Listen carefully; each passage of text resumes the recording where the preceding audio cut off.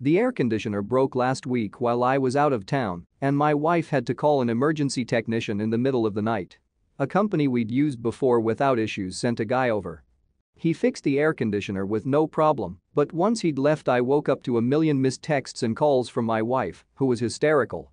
Apparently within minutes of showing up he made comments about her body and other suggestive statements.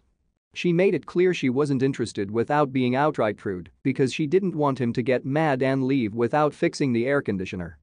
The tech kept trying to put moves on her, then after he'd fixed the AC, he didn't leave right away, trying to feed her some lines about how she seemed to be home alone and he could spend the night to make sure she was safe. Eventually, he realized he was driving down a dead end and left, but the whole thing just really freaked her out, having some guy in the house who didn't leave when asked and everything.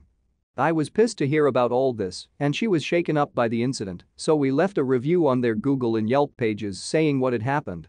The company is pretty small, so the owner called me to apologize a couple of days later and said the tech had had a few drinks that night, not expecting to be called out to an emergency job, and that his sense of humor had clearly been misinterpreted by my wife.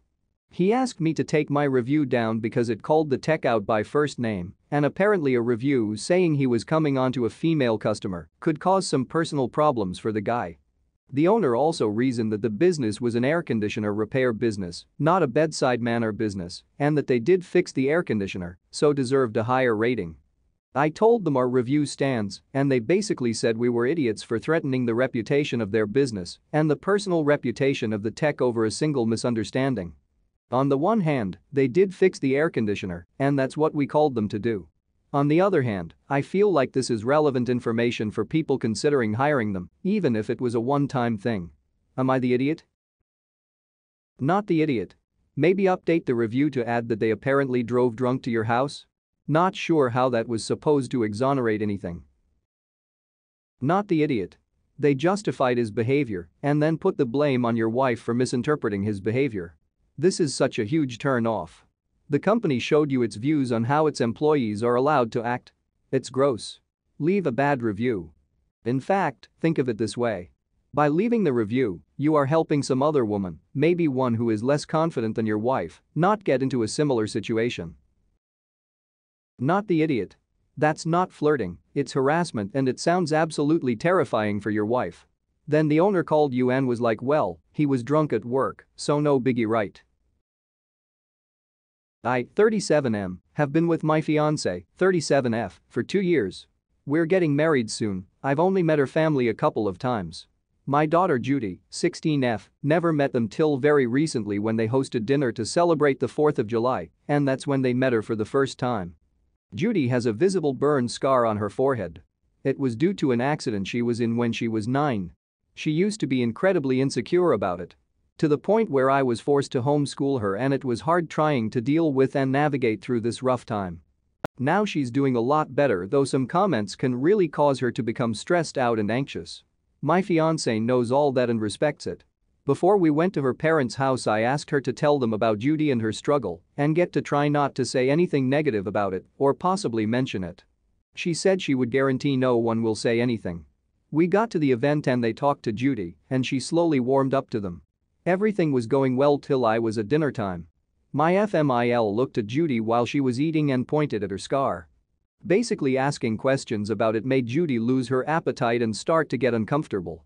I kept sending my fiancé and her mom signs to knock it off, but to no avail.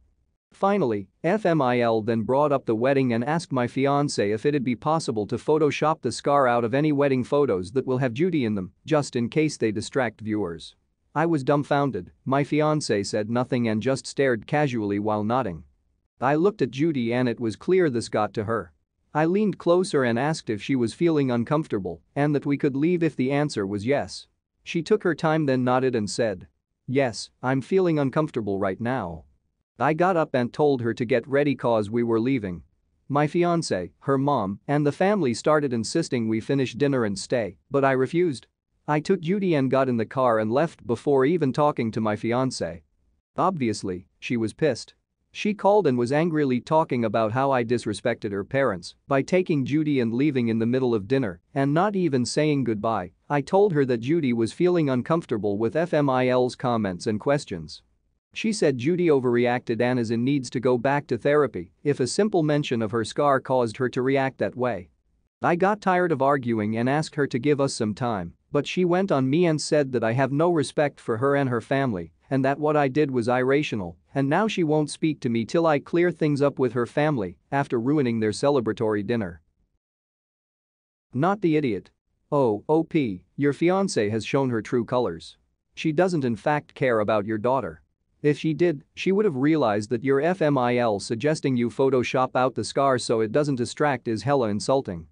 If I were you, I'd rethink the wedding and that family. They owe you and Judy the apology, not the other way around. Not the idiot, and your fiancé's mother needs to apologize, who points to someone, especially a child's face, and goes, "Wow, that scar is ugly, hope we can Photoshop her face in the wedding photos." Not the idiot. But you will definitely be a giant idiot if you marry this woman who bullies your daughter and lets her parents do it too. My 26F boyfriend's 30M dog has been sick lately. He took him to the vet to get him looked at and run some tests, and yesterday the vet called us for a quick appointment to talk about the dog's condition.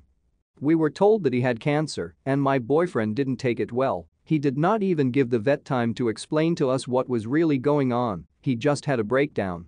We exited the office and the next thing I knew he dropped to his knees sobbing, literally sobbing. I was shocked because for one, I know his dog is important to him, he had him for years, and so I get this was a lot to take in, and cancer is no joke, but what really bothered me was how he handled it. His knees were on the floor and he was sobbing loudly in the hallway, making everyone notice. Not gonna lie, as a woman I've never even sobbed like that. I felt embarrassed for both of us. I kept trying to get him to go to the car, but he ignored me and kept sobbing. I didn't say anything till later after we got home and he calmed down a bit and got some sleep. When he woke up, I brought up what happened at the clinic and expressed how embarrassing what he did was. He looked at me shocked, asking if I was serious, and I replied that I didn't mean to seem insensitive, but I really thought he should have got a better hold of his emotions and handled the news better, but not sob in the middle of the hallway, causing people to stop and stare. He lashed out at me, calling me ridiculous and shallow to be worrying about what people think when he was dealing with a traumatic kind of news and trying to process it. I told him he overreacted because it wasn't like the dog had died, and seeing him act this way worried me. He doubled down and lashed out again, accusing me of implying that he has mental issues and was acting crazy, but that wasn't what I meant. He told me to leave the room after we got further into the argument, and today he's gone quiet. I honestly felt like I probably should not have brought it up like that given his reaction, but I didn't mean to seem insensitive. Am I the idiot?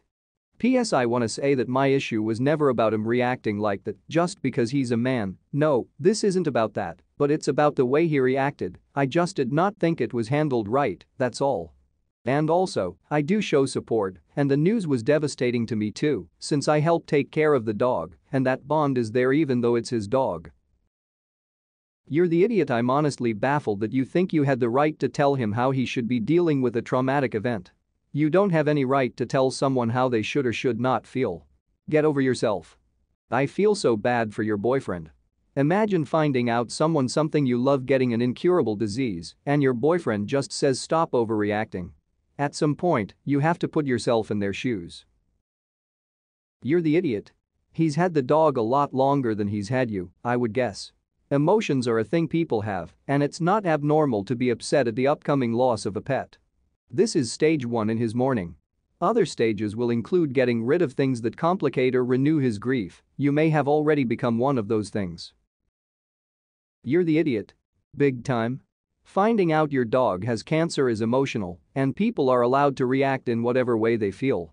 You being embarrassed by your partner instead of heartfelt sympathy for what he was going through makes you a really crap person.